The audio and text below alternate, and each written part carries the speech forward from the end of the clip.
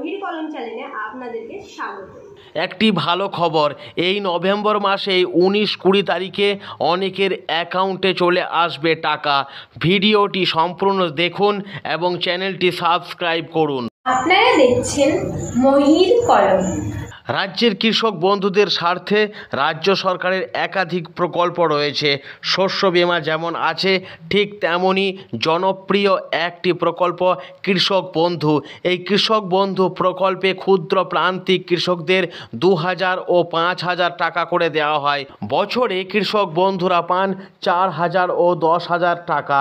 এবারে এই রবি মরশুমে ধান চাষের জন্য কৃষক বন্ধুদের অ্যাকাউন্টে দেওয়া হবে টাকা। কৃষি দপ্তরের পোস্ট করা একটি হোয়াটসঅ্যাপ মেসেজ থেকে জানা যাচ্ছে, সম্ভবত এই নভেম্বর মাসের 19-20 তারিখেই তাদের অ্যাকাউন্টে কৃষক বন্ধুর টাকা এসে যাবে।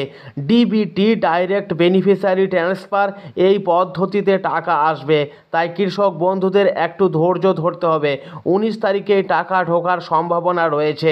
আমাদের রাজ্য সরকারের এই কৃষক বন্ধু প্রকল্পে এর আগেও অনেকে টাকা পেয়েছেন। এবারে 2024 সালের দ্বিতীয় দফায় নভেম্বর মাসেই কৃষক বন্ধুর টাকা এসে যাচ্ছে। স্বাভাবিকভাবেই কৃষক বন্ধুদের কাছে এটি একটি ভালো খবর। যে সমস্ত কৃষক বন্ধুরা কৃষক বন্ধু প্রকল্পে আবেদন করে রেখেছেন তারা তো টাকা পাবেন। তাছাড়াও যারা নতুন জমি কিনেছেন বা জমি থাকলেও হয়তো আগে আবেদন করেননি, তারাও নতুন করে কৃষক বন্ধু আবেদন করতে পারেন। এটি রাজ্য সরকারের একটি জনপ্রিয় প্রকল্প। এই নভেম্বর মাসে কৃষক বন্ধুদের অ্যাকাউন্টে টাকা আসছে, এটা অবশ্যই একটা ভালো খবর এবং চাষিদের কাছে বেশ উপকারী হবে তারা হাতে টাকাটি পেয়ে।